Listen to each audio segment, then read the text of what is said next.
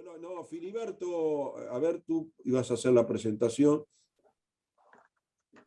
Bueno, sí, gracias Raúl por estar con nosotros una vez más. Y bueno, voy a hacer una micro presentación de Raúl Romero. Voy a decir lo que andan diciendo de él por ahí. Dicen que nació en la Ciudad de México, Tenochtitlan, en 1983. Trabaja en el Instituto de Investigaciones Sociales de la UNAM. Escribe en La Jornada.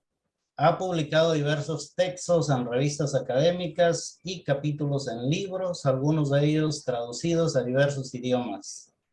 Es co-coordinador del libro Resistencias Locales, Utopías Globales.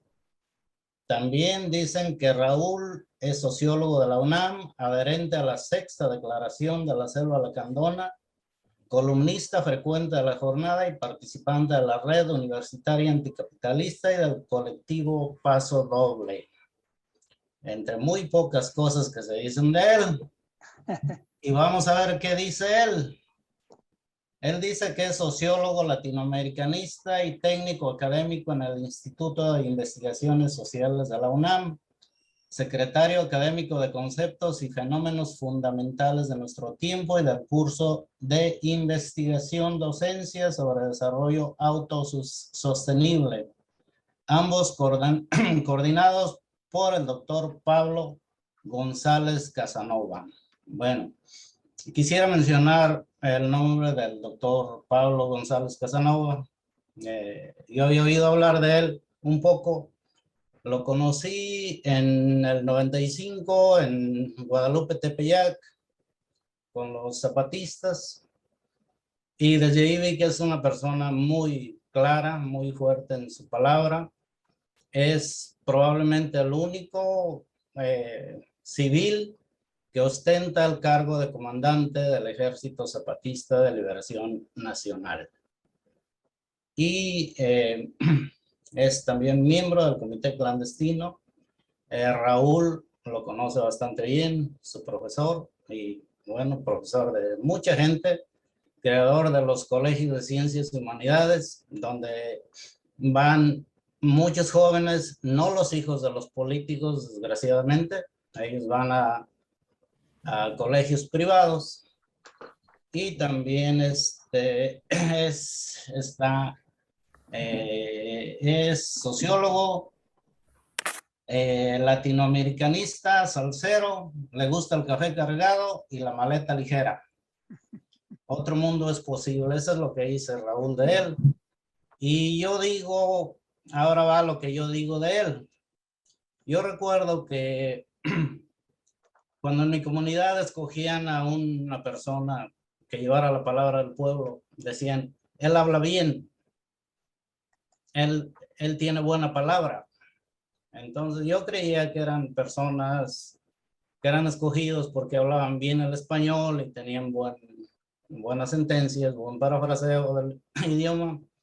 Pero después mi padre me dijo, no, el hablar bien es hablar con la razón, que tu palabra sea sostenida por tus actos y tu conducta y tu solidaridad ante tu comunidad. Y para eso yo creo que Raúl es de las personas que en el México actual lleno de confusión, desinformación, yo creo que es una de las personas que habla muy bien. Esa es mi corta presentación del compañero Raúl. Raúl, muchas gracias y gracias a ustedes también.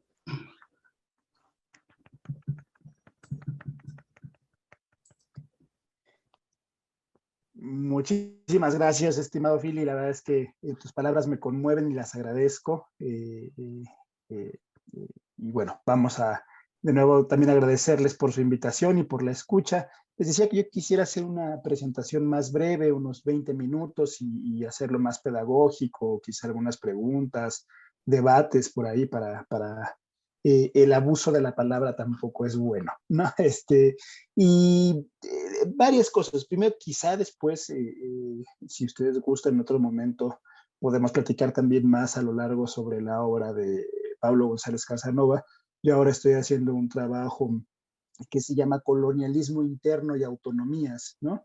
González Casanova es uno de los autores que propone la noción de colonialismo interno en los años 60, en el 63, junto al antropólogo Rodolfo Stavenhagen, ¿no? En sus recorridos por México, por Brasil, por Bolivia, por Ecuador, hablan de la categoría de colonialismo interno, precisamente para referirse en este diálogo con la Francia colonial, ¿no? Justo en el diálogo con todo este pensamiento anticolonial y con las luchas anticoloniales, ¿no? Desde luego en diálogo con Frantz Fanon, ¿no? O César Aimé, ¿no? Ellos dicen que en algunas regiones, como en el caso de México, en el caso de Brasil, en el caso de los países de América Latina, lo que existe también es una forma de colonialismo interno, ¿no? De estados nacionales colonizando a las poblaciones y territorios, que en México, en estos países en particular son las poblaciones de los territorios de los pueblos originarios, ¿no? Aunque en otros lugares, por ejemplo, como en Estados Unidos, hace referencia a los territorios que habitan las poblaciones afrodescendientes, ¿no? Que tiene otra particularidad. Entonces, como el Estado-nación ejerce también, incluso los estados nacionales, esta es una categoría que surge en los años 60, les digo, como incluso en los estados nacionales, donde ya se dan ejercicios de gobierno de tipo nacionalistas revolucionarios o socialistas incluso, también se dan formas de colonialismo interno, ¿no? Y esta es una noción bien interesante porque, al menos ahora con la investigación que estoy haciendo, es un debate que se reaviva en el contexto de los progresismos, ¿no? Y de los gobiernos progresistas, ¿no? Como los centros, las capitales utilizan los recursos como los recursos y la mano de obra de las comunidades para satisfacer las necesidades de las poblaciones urbanas, ¿no? Casi siempre, ¿no? Entonces, cómo es una contradicción que es vigente, que sigue estando ahora, y cómo la autonomía o la propuesta de autonomía anticapitalista es uno de esos modelos, ¿no? Y desde luego es además una concepción que no solo es identitarista, sino que se concentra en los trabajadores coloniales, dirían estos autores, Pablo González Casanova y Rodolfo Stavenhagen, al decir que si bien existen trabajadores en las metrópolis, también existen trabajadores en las colonias, ¿no? ¿Y cuáles son las diferencias entre los trabajadores de las clases trabajadoras de las metrópolis y las trabajadoras de las colonias, que impide incluso a veces su articulación y que en muchos casos llega incluso a su confrontación, ¿no? El discurso más ortodoxo de los marxistas que hablaba o tendía a la proletarización de las comunidades indígenas y campesinas, ¿no? Y en el nombre de esa proletarización incluso se justificaron borramientos, ¿no? Asesinatos, genocidios de poblaciones originarias por significarlas el atraso para el desarrollo de la lucha de clases y el proceso de industrialización que sería el capitalismo y que luego desembocaría en el socialismo, ¿no? Entonces, esa es una obra que yo estoy ahora revisando, trabajando, insisto, confrontado también con la lógica decolonial o postcolonial, sino más bien recuperando una cierta noción del marxismo clásico, pero vinculándolo al debate de las autonomías anticapitalistas hoy en América Latina y la propuesta del zapatismo, que como les platicaré en la siguiente parte, tiene que ver mucho con el tema de la recuperación de la tierra, no solo de la tierra y el territorio como fuente de identidad y como construcción de cosmovisión y filosofía de vida, sino también de la tierra y territorio como bien, como medio de producción y reproducción de la vida, ¿no? Es decir, no solo como generación de identidad, sino también como medio de producción y reproducción de la vida. Es decir, como disputa material y como disputa cultural, ¿no? Y en eso es hacia donde quiero apuntar ahora la participación, que por eso Resistencias y Luchas por la Vida precisamente es la lucha por la tierra, por los territorios, como si antes llamábamos los medios de producción, ¿no? Diríamos que los territorios serían también una forma de medio de producción, no solo material, sino también cultural de los pueblos, y en este caso en particular de los pueblos zapatistas, alejándome también de las visiones milenaristas, identitarias, que plantean que por sí mismo y por su propia existencia los pueblos indígenas son anticapitalistas, sino más bien acá cómo se da un proceso de subjetivación política de la defensa del territorio y de del desarrollo de una posición anticapitalista en este sentido de la lucha. Una noción básica de la que parto y que ahora estamos trabajando primero es la lucha por la vida frente a qué, ¿no? O sea, ¿qué atenta contra la vida o qué amenaza la vida, ¿no? Y de acá partimos de la noción de crisis civilizatoria, ¿no? Que es una noción que se ha venido construyendo y se ha venido delimitando, delineando, mucho desde los años 80, ¿no? De los años 90, pero que en la década, en el siglo XXI, en las dos décadas que del siglo XXI, ha tenido un gran impacto la noción de crisis civilizatoria, que la acotaríamos más para decir que es crisis de la civilización moderna capitalista, ¿no? Como una característica de esta civilización. ¿Qué significa esto? Que la crisis de la civilización moderna capitalista significa decir que la civilización moderna capitalista no es la única que está en nuestras sociedades, que es la hegemónica, que es la dominante, que es la que se impuso como modelo global, pero que no es la única, que existen otros modelos de civilización a lo largo y ancho del mundo que han subsistido y que han resistido a la imposición de este modelo de civilización moderna capitalista. Si recuperamos la historia o los planteamientos de Manuel Wallenstein, por mencionar algunos, y tendremos 1492, el descubrimiento de América como parte del proceso que desarrolla la acumulación de capital para el desarrollo de la modernidad capitalista, encontramos que América Latina y África en su contexto son territorios de despojo, como territorios en los que se genera el despojo para la acumulación de capital, ¿no? Para el desarrollo, ¿no? Y encontraremos después distintos fenómenos que se han estudiado desde la historia económica, pero también desde la geografía o desde la sociología, que ubican pues el desarrollo del capitalismo ya como tal, ¿no? En Europa, ¿no? Diría Weber con la reforma luterana, diría Marx, ¿no? Con la revolución industrial, dirían con la propiedad privada, ¿no? O sea, habría distintas formas de de fechar o fenómenos que caracterizan, ¿no? Este modelo de expansión de desarrollo. Pero es sin duda el descubrimiento de América y de África lo que permite la acumulación de capital para el desarrollo de este modelo como tal. Y no solo el desarrollo y la extracción de la acumulación de capital, sino también de la expansión global, la conexión del mundo. Y es precisamente lo que recuperamos de Wallenstein de fechar 1492 como la construcción o los cimientos del origen de un sistema mundo, ¿no? Capitalista, ¿no? De un mundo al que llamaríamos una primera globalización, por así decirlo, ¿no? Una primera conexión, ¿no? De rutas comerciales, traslado, incluso lo que hoy llamaríamos desplazamiento forzado, que era trasladar a poblaciones enteras, llevándolas en carácter de esclavo, ¿no? Asesinando por genocidios, ¿no? Entonces, ahí encontraríamos una primera conexión del mundo en su característica. Entonces, esta civilización moderna capitalista que encuentra o que encuentra algunas de sus fechas en el descubrimiento de América, la explotación brutal de África, desde luego también el deterioro o la explotación también de Asia, ¿no? Con Europa como centro, ¿no? El pensamiento, la racionalidad instrumental y el pensamiento eurocéntrico como centro, ¿no? También con sus propias batallas, ¿no?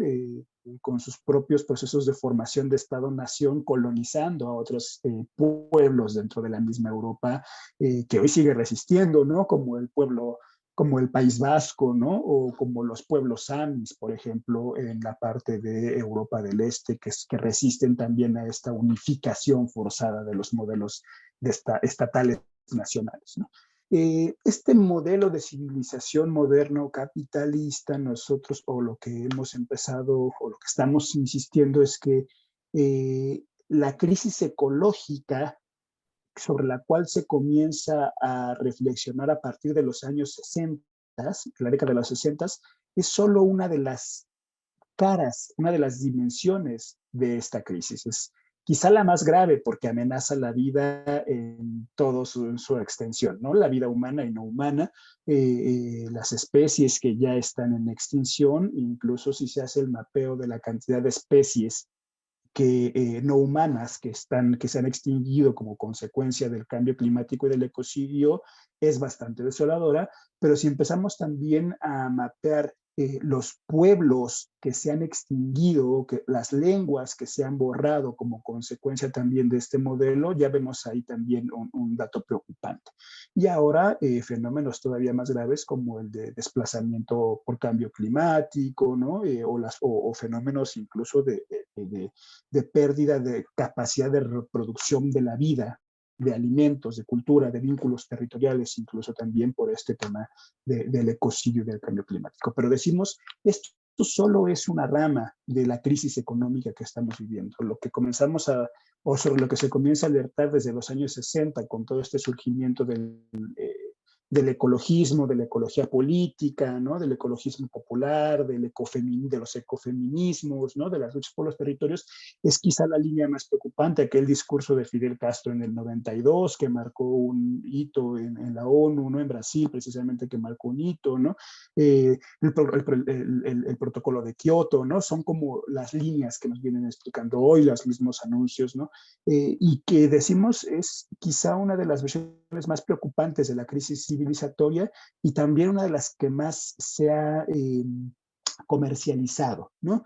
Incluso hoy actores como ciertas empresas, como hablando de abandonar la Tierra, ¿no? Y colonizar otros territorios, ¿no? La Luna u otros planetas para habitarla frente a la crisis que se vino, ¿no? Es incluso como incluso también se han generado discursos de colonialismo verde, llaman otros compañeras y compañeras, como esta falsa alternativa que plantean que es la transición ecológica, que es la generación de energías a través de eólicas, de fotovoltaicas, ¿no? Hoy incluso el presidente de Francia, el posible candidato Mélenchon a Francia habla de generar energía a través del movimiento del mar, ¿no? Para salir de la crisis energética en la que se encuentra Europa como consecuencia del modelo capitalista, pero exacerbada por la guerra hoy entre Rusia y Ucrania, ¿no? Que están ahí y decíamos con algunos compañeros, bueno, ya destruyeron los bosques, ya destruyeron nuestros territorios, ahora van por los mares, ¿no? Como también en esta idea de la transición energética, que en realidad decimos es el colonialismo verde, ¿no? Es una transición que en realidad está generando la destrucción o buscando los territorios. Pero esa crisis ecológica, ese ecocidio, que insisto, sin duda es la más grave porque amenaza la vida en su conjunto, es solo una versión de la crisis. Hay otras versiones de la crisis. Una, la crisis del patriarcado, que es el modelo justo también que acompaña a esta civilización moderna capitalista y patriarcal, diríamos entonces, ¿no? Un modelo centrado no solo en el hombre, sino en los valores patriarcales, ¿no? El valor de honor, el honor de fortaleza, ¿no? El honor de la lealtad, ¿no? Todos estos, incluso valores militares y militaristas, ¿no? Como constitución como herramienta de la defensa de la patria, ¿no? Que ese es otro de los valores que pondría ahí, ¿no? Que estarían ahí, ¿no? Entonces, la civilización moderna capitalista y patriarcal, ¿no? Es otro de los elementos que pondríamos ahí. La civilización moderna capitalista patriarcal y estatal nacional, ¿no? La forma de Estado-nación como forma de crisis, como crisis también de este modelo civilizatorio.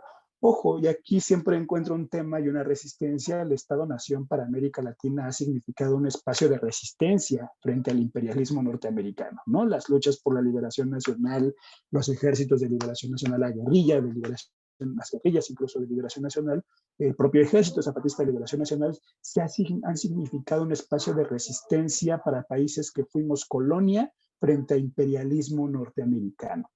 Sin embargo, los modelos de estatal nacional también han significado el surgimiento de fascismos, de nacionalismos, ¿no? Y de corte, de borramiento de la lucha, diríamos, no solo territoriales, identidades, sino también de clases, ¿no? Dentro de la cajita Estado-Nación, dentro de la cajita patria, caben tanto los explotadores como los explotados, ¿no? Cabe tanto el burgués como el proletariado. Y eso desdibuja, ayuda a desdibujar este carácter también de los conflictos internos que entra entre las naciones. Entonces, efectivamente, nosotros lo que decimos es hacer esa disputa por el Estado-Nación ahí donde sea posible, sin olvidar que están también las disputas de los pueblos por su autodeterminación, por su autonomía, ¿no? Como crítica del Estado-Nación también donde se está dando, ¿no? Entonces, ahí son características que creo que es un debate que no se ha dado de la mejor forma, principalmente en Bolivia, en Ecuador, ¿no? Y ahora en Chile lo estamos viviendo también, ¿no? Sobre esta característica del Estado-Nación y lo que ha significado históricamente para nuestros países en América Latina. Efectivamente, la liberación nacional, lo nacional popular, ¿no? El nacionalismo revolucionario han sido banderas de nuestras izquierdas que han obtenido grandes logros, pero que hoy el sujeto indígena nos dice no es suficiente, ¿no? Y que nos invita a cuestionar, incluso en Bolivia, en el ejercicio más interesante, lo plurinacional, ¿no? Como forma de organización precisamente del Estado-Nación, ¿no?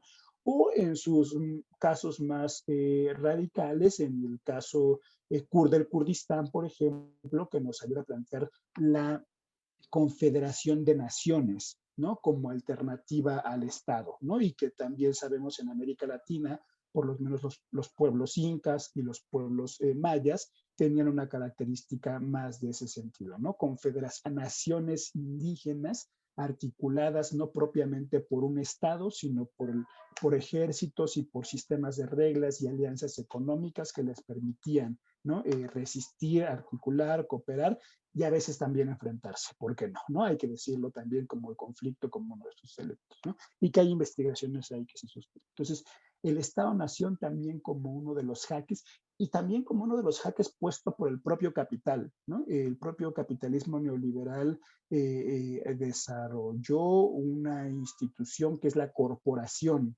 ¿no? Las corporaciones incluso como reemplazo de los estados nacionales. Hoy parece que geográficamente los territorios se articulan y se vinculan más a través de corporaciones que a través de gobiernos, ¿no? Existe todavía los grupos, el G7, ¿no? El G8, el G21, como los representantes de los gobiernos nacionales, pero también los grupos de corporaciones empresariales tipo Walmart, tipo Uber, tipo Amazon, ¿no? Que permiten la conexión del mundo. Incluso ahora estamos reflexionando también sobre qué tanto son en realidad las megalópolis y las ciudades, las grandes ciudades, más que los estados nacionales, lo que está articulando al capital, ¿no? Es decir, ya no se habla de México, sino de Ciudad de México, ya no se habla del Estado español, sino de Madrid y Barcelona, ya no se habla de Brasil, sino de Río de Janeiro, ¿no? ¿no? Entonces, como también las megalópolis son el espacio de construcción, de articulación del capital, incluso cómo se está tomando una política de despoblamiento de los territorios rurales para migrar hacia las ciudades, ¿no? La mayor parte de la población del mundo hoy se concentra en las ciudades, ¿no? Y eso también significa el abandono del campo como espacio de reproducción de la vida, de soberanías alimentarias, ¿no? Incluso de eliminación de poblaciones originarias que generalmente, y campesinas que generalmente habitaban las poblaciones rurales. A la idea del patriarcado, del Estado-Nación, también identificamos la crisis de la ciencia disciplinar, ¿no? Como modelo único de explicación o de ayudar a explicar el mundo, ¿no? La estos corralitos disciplinarios, ¿no? Que decían la sociología, la economía, la historia, ¿no? Comienza a entrar en crisis también frente a la falta de la posibilidad de explicar la complejidad del mundo, ¿no? Y hay un regreso a la totalidad marxista o a la complejidad de las ciencias complejas, ¿no? Todos estos diálogos de la interdisciplina, la transdisciplina, la multidisciplina, y ahora pensando en la complejidad, pensando en el todo conectado, ¿no? El todo en sus partes, ¿no? O las partes del todo, pensándolos como precisamente, además decíamos ahora, la crisis de salud generada por la pandemia, nos decía, es una gripa y una tos, pero decíamos, pero tiene vínculo con la industria farmacéutica, pero tiene vínculo con la soberanía alimentaria, pero tiene vínculo con el modo en que habitamos el planeta, pero tiene vínculo con los que vivimos hacinados, con las ciudades, en fin, como también es, decía una colega argentina, Denise Nachmanovich, ¿no? Cómo la pandemia solo es un síntoma de un malestar mayor, ¿no? De un malestar precisamente que es crisis más general de esta crisis. Y podríamos seguir hablando de otras características de esta crisis del modelo civilizatorio moderno, capitalista, patriarcal, disciplinar, la economía. Si bien el elemento de la crisis, la crisis económicas como crisis cíclicas, la crisis de 2010, de 2008 fue determinante, ¿no? La crisis que se generó en Estados Unidos, la crisis de la burbuja inmobiliaria, pero que también logró impactar a todo el mundo y afectó todas las bolsas de manera diferenciada, ¿no? En la que se ha dado, ¿no? La crisis militar o la crisis de guerra, pensamos que ya habíamos superado de los años 70, donde se habla de la destrucción mutua asegurada, ¿no? La posibilidad de destrucción del mundo por un conflicto de envergaduras globales o mundiales, y que hoy volvemos a hablar de ese tipo de conflictos frente a la amenaza Rusia-Ucrania, ¿no? En fin, podría seguir retratando la crisis, ¿no? La crisis de los alimentos, ¿no? La crisis de salud. Y la peor de todas, creo yo, si bien la crisis económica y la crisis ecológica es la que pone en riesgo la vida, la peor de todas es la crisis de las salidas a la crisis. Es decir, la forma en cómo se respondió a las crisis anteriores, hoy tampoco sirve, ¿no? Hoy tampoco está siendo la respuesta. La forma en cómo los capitales, los estados nacionales, ¿no? Las hegemonías, las potencias globales respondieron a las crisis anteriores, hoy aceleran todavía más la destrucción del planeta y la destrucción de la vida. Si en los 70s, si la crisis del 29, la respuesta para salir a esa crisis fue la guerra, una guerra de dimensiones globales, la crisis que hoy enfrentamos, la guerra, no ayuda a recomponer las hegemonías, sino ayuda a poner en riesgo todavía más esas formas de vida. Y el caso de Europa hoy es precisamente ese ejemplo más concreto, ¿no? Esa guerra que pudo servirle a Europa amenaza a misma Europa frente a un invierno que se viene brutal hacia allá y hacia una Rusia que también la tiene completamente en jaque y que tiene incluso también a Estados Unidos como, o sea, las respuestas del pasado ya no nos sirven para enfrentar las crisis que enfrentamos. Entonces, esta crisis civilizatoria, de la crisis de la civilización moderna capitalista, patriarcal, disciplinar, incluso de la democracia representativa, podríamos hablar, ¿no? También ahí, tiene más una forma de colapso de civilización, ¿no? Parece que estamos enfrentando ya una civilización en colapso. Y ojo, una civilización en colapso no significa que se desaparece, ¿no? Cuando hablamos de colapso, otras civilizaciones han colapsado y se han reconstruido, ¿no? Han renacido. Hablamos por eso de crisis más en el sentido de las ciencias médicas, como el momento de enfermedad, ¿no? Un momento de enfermedad en el que el sistema se puede recuperar o puede morir, ¿no? Y esta idea de colapso de una civilización, de la civilización moderna capitalista, es creo que lo que estamos presenciando al mundo, y hay desde luego ahí resistencias, formas más brutales, neofascismos, ¿no? Ecofascismos, ¿no? Incluso vínculos, nosotros vemos ahora incluso vínculos de, por ejemplo, movimientos de tipo feminista, pero vinculados más a la derecha conservadora, que son trans excluyentes, ¿no? Que son o sea, donde incluso los conservadores recuperan demandas de los pueblos para fortalecerse. Y ese es el caso Trump, por ejemplo, ¿no? Con un discurso de empatía con los pueblos, con un discurso de volver a ser grande América, con un discurso de el Estado-nación, con un discurso completamente bélico y además completamente patriarcal, queriendo encontrar las certezas y las soluciones en lo que antes fue grande, volver a ser grande a América, ¿no? No la idea de hacia algo, ¿no? Y ese tipo de discursos los encontramos en Estados Unidos con Trump, pero lo encontramos en Bolsonaro con Brasil, ¿no? Y lo encontramos ahora en Italia, y lo encontramos igual reproducidos por hombres y mujeres al frente de estas clases que desde el neofascismo, ¿no? Están buscando recuperar ese mundo, ¿no? Que ya no es y que ya no va a volver a ser.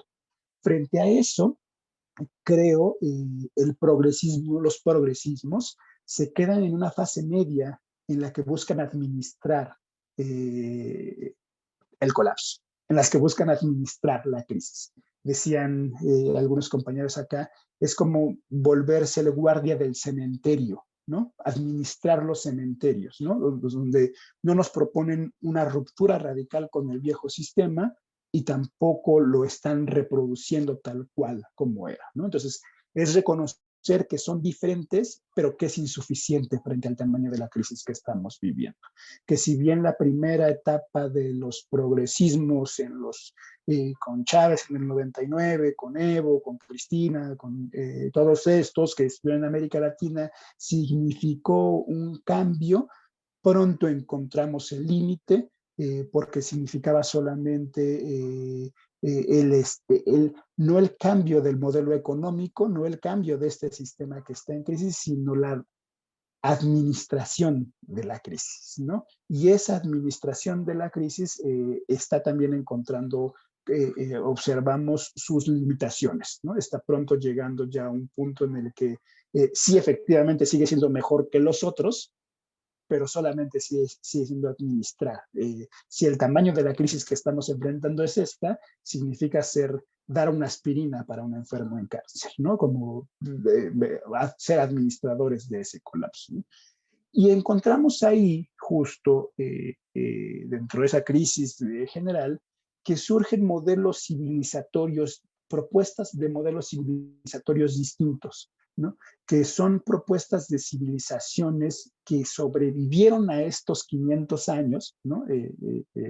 Ojo, alejados del planteamiento colonial, ¿no? No somos identitaristas, sino más bien marcar las características ahí. Es más, ni siquiera, dicen los zapatistas, nosotros recuperamos de la modernidad lo que es positivo de esta modernidad, ¿no? La recuperamos, la apropiamos, la asumimos, la entendemos. Se los explico de un ejemplo, con ejemplo, hace unos 15, 18 años, al llegar a una comunidad zapatista, nos encontramos con una viejecilla, doña Julia, una mujer de 85 años, zapatista, de las viejas dirigentes zapatistas, y al llegar y tener un conversatorio con nosotros, un joven New Age, ahí medio hippie, ¿no? Doña Julia comenzó a tomar sus pastillas, ¿no? Y el joven le decía, doña Julia, no tome esas pastillas que son de la modernidad y que son de la medicina moderna y que solamente le van a afectar más la salud, mejor usted recurra a su medicina tradicional. Y doña Julia, con esa sabiduría de los pueblos, le dijo, mira, mijo, yo tomo medicina moderna porque hay enfermedades modernas. Para las enfermedades tradicionales tomo medicinas tradicionales, ¿no? Entonces, ¿cómo se recupera también no hay una negación, por lo menos dentro de los pueblos zapatistas y dentro de muchos otros que con nosotros trabajamos, no hay una negación de los progresos científicos, avances médicos, ¿no? Tecnológicos, que ha significado también la modernidad capitalista, ¿no? Hay ahí un debate de decir, este debate absurdo que se da en algunas redes sociales que dicen, claro, críticas al capitalismo desde un iPhone, ¿no? Y dicen, bueno, tú no sabes si el socialismo también o las modernidades alternativas también se puede haber desarrollado tecnología de esa forma, ¿no? Lo que se está cuestionando es el monopolio de esa tecnología en ciertas corporaciones que enriquecen a ciertas corporaciones, no las tecnologías. Las tecnologías como este sueño para emancipar, para liberar a las sociedades, desde luego las reivindicamos. Y esto es un ejercicio interesantísimo que hacen los zapatistas, que no son ludistas o antitecnológicos o anticiencia y antiavances médicos, sino que los recuperan y los recuperan como parte de su. Por eso tampoco es que solamente es una reivindicación de la comunidad indígena como tal, sino es de la reconfiguración de la comunidad indígena en la resistencia durante 500 años. Es decir, no es volvamos a un pasado que fue mejor, sino hemos resistido y hemos aprendido durante estos 500 años y esos aprendizajes que hemos tenido también nos ha dado vínculo con las sociedades internacionales, también nos ha dado vínculos con el sistema mundo global y hay que recuperarlo para construir este modelo otro de mundos otros posibles. Entonces, esos modelos civilizatorios, insisto, que no son modelos cerrados, sino que son modelos abiertos que dialogan, que conectan, que recuperan, que se reapropian. Otro de los textos que trabajé ahora también, que estoy próximo a publicar, que es Karla Marx, reapropiaciones del marxismo en las comunidades zapatistas. Es una historia bellísima de cómo las comunidades zapatistas se reapropiaron de ciertos conceptos, análisis y estrategias del marxismo, al punto incluso de reasignarle género. Y en sus comunidades vive una mujer que se llama Karla Marx, ¿no? Y que ellas recuperan y dicen, no, pues es que si era tan chingona es que tenía que haber sido mujer, ¿no? Entonces, como parte de las mujeres zapatistas que ellas reparten allá, ¿no? Entonces, como también el zapatismo, pues, no diciendo que es marxista, pero sino diciendo que se reapropia de características del marxismo, ¿no? Que retoma también, que construye algo nuevo y también ahí al punto, insisto, de reasignarle género a Carlos Marx y hacer lo que viva en estos días en la selva lacandona, ¿no? Como también hay un carácter lúdico de reapropiación de estos. Y este modelo civilizatorio que nos están proponiendo, observamos, tiene como eje central primero la recuperación de la tierra. Los compas zapatistas nos dicen que para poder construir su alternativa necesitaban recuperar su modo de reproducción y producción de la vida, y que eso era recuperar la tierra. Y al recuperar la tierra, que sucedió en 1994 con la guerra, ¿no? Quitarle la tierra a los finqueros, quitarle la tierra a los hacendados, quitarle las tierras, no solo se recuperó la posibilidad de reconstruir sus sistemas de soberanía alimentaria, sus sistemas agropecuarios, sino también de reforzar su identidad con esos territorios, ¿no? Esta alma agraria de la que hablaba Mariátegui, ¿no? Por decirlo de alguna forma, ¿no? Y este reforzamiento de esta identidad en donde nosotros somos hijos de la tierra, somos guardianes de la tierra y no podemos venderla porque nosotros somos de ella no es de nosotros, ¿no? Pero ya en un sentido no solo, insisto, de las de la cosmovisión, sino incluso de si son zapatistas, es decir, indígenas rebeldes y anticapitalistas y antipatriarcales, es porque tienen y lucharon y defendieron y recuperaron su tierra, ¿no? Y en ese sentido, ellos dicen, al recuperar la tierra, lo que nos garantizó fue poder tener una base también económica para la reproducción de la vida.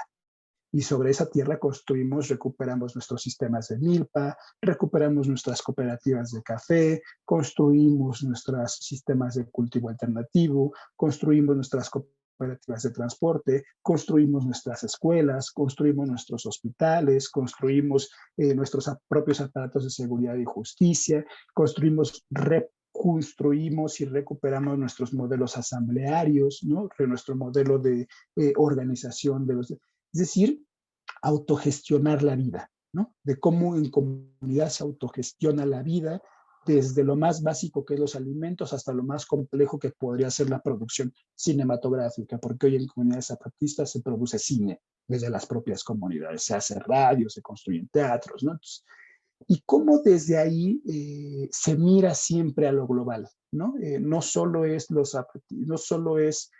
zapatistas recibiendo a comunidades internacionales, sino ahora también los zapatistas yendo al mundo, ¿no? A conectarse, a ver, a aprender de las otras resistencias, ¿no? Y eso fue precisamente lo que pasó el año pasado con la Travesía por la Vida, ¿no? Donde van a Europa a conocer a otros y a otras que como ellos resisten. Y dicen, en ese ir a Europa y en ese conectarlos con la Europa insumisa, la que ellos llaman, rompimos primero con esta idea de que Europa era el mal de todas las cosas, ¿no? De que también en Europa existen pueblos que luchan, pueblos que defienden, o sea, por eso dice, con esta lectura de colonial de el norte global y el sur sumiso, ¿no? Y el sur rebelde, no, o sea, la explotación está en Estados Unidos y está en Londres y está en Francia y ahí hay pueblos que resisten y ahí hay pueblos que defienden y hay pueblos que luchan, ¿no? Digamos que cada territorio tendría su propio sur, si así decidimos llamarlo, ¿no? Como su sur colonizado o su sur que resiste, ¿no? Y en ese ir, además los compas se encontraron con otras resistencias, el pueblo Sami, por ejemplo, ¿no? Les decía que está en Noruega, bueno, en la parte de Noruega, en la parte de Rusia, ¿no? Y se encontraron también con el pueblo kurdo, ¿no? Con quien también han tenido una conexión importante, la defensa del Kurdistán, que también construye un modelo interesante, ¿no? Del confederalismo democrático, de la modernidad alternativa, ¿no? Que también está teniendo una resistencia interesante, pero también se encontraron con las comunidades migrantes, ¿no? Que han tenido que salir de sus territorios hacia Estados Unidos, hacia Europa, perdón, ¿no? En búsqueda de un mejor futuro y que han tenido que construir ahí. Se han encontrado con organizaciones de mujeres, organizaciones de las diferencias sexuales, ¿no? Organizaciones urbanas de jóvenes que apuestan por el modelo cooperativista, ¿no? De uso de la bicicleta, del autocultivo, ¿no? De los huertos en casas, ¿no? De compañeras que después de vivir durante muchos años en la universidad dijeron, yo no quiero que sigan más robando mi trabajo, alienando mi trabajo, y se fueron a construir cooperativas de panaderías, ¿no? Que se fueron a construir clínicas autónomas, y encontraron que esta idea justo de la formación, en este caso de civilizaciones distintas, pero que son de modelos cooperativos y de ayuda mutua, están presentes en todo el mundo, ¿no? Y que han ido sobreviviendo y que están. Y que hay ahí justo una apuesta por la vida, ¿no? Que frente a esta crisis civilizatoria que como característica tiene la crisis ecológica que se está llevando a la vida, hay otros espacios donde se está reconstruyendo la vida, ¿no? Reconstruyendo la vida en el sentido, los tejidos comunitarios que sostienen la vida, ¿no? No solo en el sentido de la defensa ecológica o territorial, sino también de entender la crisis como vivencial, como solidaria, como otra de las cosas que entra en crisis con esta civilización moderna capitalista es la idea del individuo, ¿no? La individualidad con la propiedad privada y los derechos individuales, ¿no? Y los derechos humanos basados en el individuo versus la idea de la comunidad y cooperatividad y cooperación frente a una sociedad que está completamente en crisis. Entonces, un poco lo que estamos buscando ayudar es que justo en los territorios zapatistas, entre uno de los muchos que hay a lo largo del mundo, tres destacaríamos ahora, las comunidades zapatistas, las comunidades del Kurdistán y las comunidades mapuches, con una cierta politización y subjetivación de sus propias características, aunque hay muchas otras más, o sea, ahí en México tampoco está vinculado solamente a pueblo originario, o sea, nosotros digamos, ahí hay pueblos originarios que lo están haciendo y que está muy bien, pero que tienen mucha similitud como civilización alternativa, pero que tiene también mucha similitud con el modelo de las fábricas recuperadas, ¿no? Con los modelos de los consejos obreros, ¿no? Con los modelos cooperativistas, con los modelos de la escuela popular alternativa, ¿no? Con modelos que están ahí, ¿no? Pero que se planteaban no como gestión de la vida, sino que se concentraban en el problema de la producción, o el problema de la educación, o el problema de la salud, o el problema de la comunicación, y que acá lo que encontramos son todos esos problemas vinculados en la gestión misma de la vida. Salud, educación, alimentación, justicia, territorio, género, ¿no? Como parte de un mismo modelo que nos permite y que nos da a quienes estamos afuera construyendo desde esta un referente práctico de qué otro, o sea, es ahí donde se construyen los otros mundos posibles y es ahí lo que nos permite a quienes estamos fuera o quienes estamos tener un referente práctico, concreto, real, de que no solo de que es posible, sino de que ya se está construyendo, ¿no? Y de cómo pensar e imaginar esos otros modelos en la academia, en los transportes, en los alimentos, en muchos otros. Por eso nosotros creemos justo que versus la idea, yo no creo hoy, aunque quisiera, yo no creo hoy que sea posible una revolución como la se pensó en los siglos pasados, ¿no? Aunque la quisiera, ojo, ¿no? Entonces, creo hoy que lo que nos toque resistir, pero resistir, dicen los compas zapatistas, es también construir, ¿no? Resistir no solamente es ponerse duro y aguantar, sino en el momento en el que se resiste, también se crea algo nuevo, ¿no? Por eso los compas zapatistas, ellos no hablan de revolución, sino hablan de resistencia y rebeldía, ¿no? Y justo lo que nos dicen es que nosotros ahora lo que vemos es que el avance del sistema es muy tremendo y que ahora una revolución es muy difícil, pero no significa que estamos abandonando a transformar las relaciones de producción en nuestros territorios, ¿no? O sea, que estamos haciendo resistencias locales pensando en resistencias locales, revoluciones globales, ¿no? Pensando en la idea de cambiar el modelo de producción, ¿no? Y dicen, nosotros lo que estamos haciendo es resistir y rebelarnos contra ese sistema, pensando en que en algún día puedan ser otros sistemas, puedan ser otras más, ¿no? También en esa lógica, pues se abandona la idea de la vanguardia, ¿no? La idea de lo heterogéneo, ¿no? La idea del comité central, ¿no? Que ponía la direccionalidad hacia dónde ir, ¿no? Y acá dice, reconocemos la diversidad de las luchas, se ha complejizado también el mundo, ¿no? Y entonces, en ese sentido, aprendemos de esa diversidad del mundo, de esa pluralidad del mundo, y aquí está el ejemplo zapatista como uno más de los ejemplos que podrían construirse. Observemos cuántos otros podrían o se están construyendo a lo largo y ancho de todo el mundo. Yo estoy seguro que son muchos más, solo que están, no hay no hay todavía un mapeo y no hay tampoco todavía no sé si programa común, pero sí comienza a haber una causa común que es la defensa de la vida, ¿no? La defensa de la vida no en el sentido conservador, ¿no? Antiderecho, sino, o antiaborto, ¿no? Sino la defensa de la vida en este sentido, de la vida no solo como la vida individual, sino como la vida colectiva, y de la vida no solo del respirar, sino de la vida del vivir dignamente, ¿no? Del buen vivir, ¿no? De la vida en ese sentido de lo económico, de lo político, de lo social, de lo cultural, de lo religioso, de lo amoroso, ¿no? Que implica también esto. Entonces, eso es lo que estamos reflexionando desde acá, y desde acá estamos viendo justo la importancia del zapatismo en esa propuesta, ¿no? En cómo se construye ahí ya en concreto en su mundo, y cómo también el otro mundo, la amenaza, la necropolítica, la guerra, afecta y atenta contra esos proyectos, ¿no? Los tiene constantemente sometidos, ¿no? Los tiene constantemente amenazados, ¿no? Los tiene constantemente reprimidos. Y por eso también la necesidad de ponerlos, difundirlos y defenderlos, ¿no? Porque son nuestra práctica, nuestra experiencia concreta, son la semillita, ¿no? O sea, de ese otro mundo nuevo o mundos nuevos que se está construyendo. Gracias.